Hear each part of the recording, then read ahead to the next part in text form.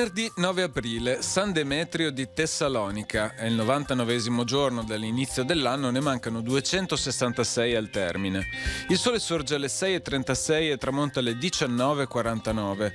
La luna si leva alle 6:04 e tramonta alle 17:05.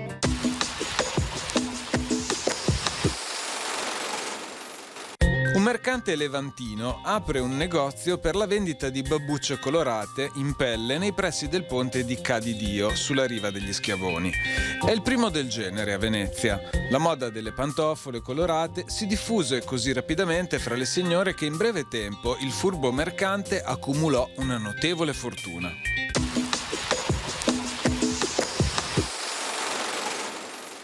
Le previsioni per domani. Inizialmente poco nuvoloso, in seguito tendenza ad aumento della nuvolosità fino a cielo molto nuvoloso o coperto. Precipitazioni generalmente assenti per buona parte della giornata.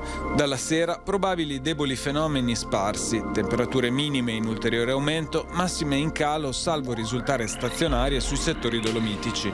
Moderato rinforzo dei venti da sud-est sulla costa in serata, in quota venti da sud-ovest in intensificazione.